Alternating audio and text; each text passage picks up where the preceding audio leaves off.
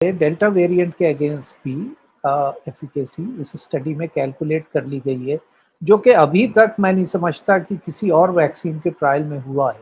जहाँ तक डब्ल्यूएचओ के क्वालिफिकेशन का सवाल है, वो अप्लाई करने पर ही मिलता है। इस वैक्सीन की एफिकेसी अगर 80% है तो वो 70% वाली से बेहतर है, ऐसा ऐसा कुछ नहीं है।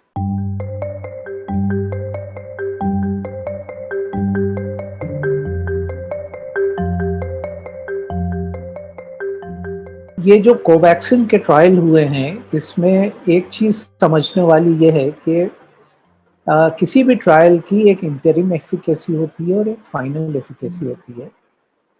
वो इस पे निर्भर है कि क्लिनिकल ट्रायल जब रजिस्टर हुआ था तो उसमें क्या एंड पॉइंट्स दिखाए थे।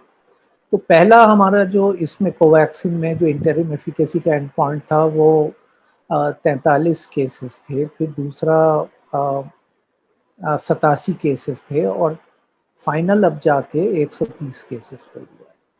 तो 130 केस के एनालिसिस के बाद ये देखा गया कि कितने लोग इसमें से वैक्सीन ग्रुप में हैं, कितने प्लेसिबो ग्रुप में हैं, और उसके बाद एक एफिकेसी कैलकुलेट की गई जो कि 78% के आसपास है। ये 78% जो है ये सिम्टोमेटिक डिजीज के लिए है। अगर हम एफिकेसी देखें सीवियर डिजीज और हॉस्पिटलाइजेशन के अगेंस्ट, तो वो तकरीबन 92-94% के आसपास है। तो उस हिसाब से ये वैक्सीन अच्छी है। ये वैक्सीन से जो प्रोटेक्शन मिल रहा है ये वैसे ही है जैसा कि और वैक्सीन से मिल रहा है।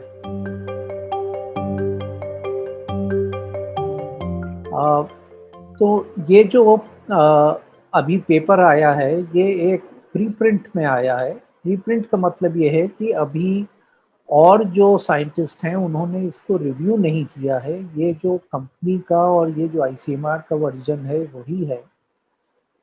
मुझे नहीं लगता कि इसके नंबर्स चेंज होंगे, एफिकेसी के रेट का नंबर चेंज होगा, इसलिए कि वो नंबर अच्छी तरह से कैलकुलेट किया गया होगा और एक डेटा सेफ्टी मॉनिटरिंग बोर्ड भी होता है जो कि इन चीज़ों को देखता है।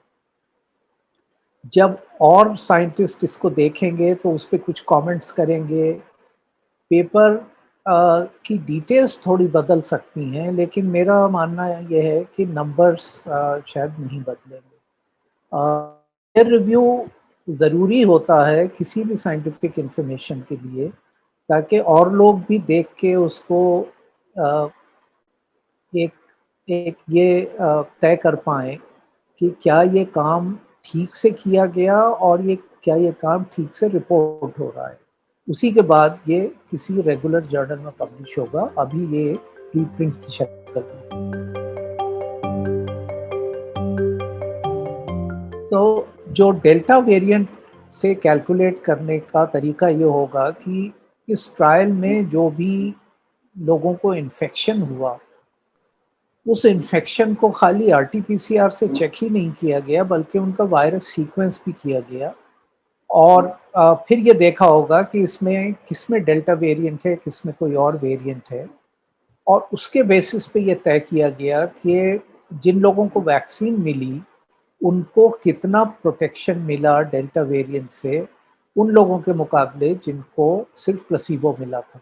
तो इस तरह से डेल्टा वेरिएंट के अगेंस्ट भी एफिकेसी इस स्टडी में कैलकुलेट कर ली गई है, जो कि अभी तक मैं नहीं समझता कि किसी और वैक्सीन के ट्रायल में हुआ है। तो ये एक अच्छी बात है कोवैक्सीन की।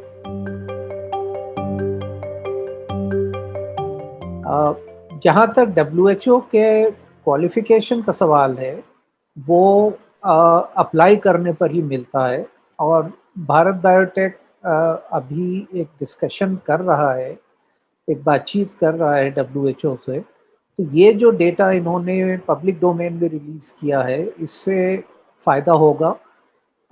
लेकिन डब्ल्यूएचओ का एक अपना तरीका है किसी भी वैक्सीन को क्वालिफाई करने के लिए, तो वो प्रोसेस वैसे ही चलेगा।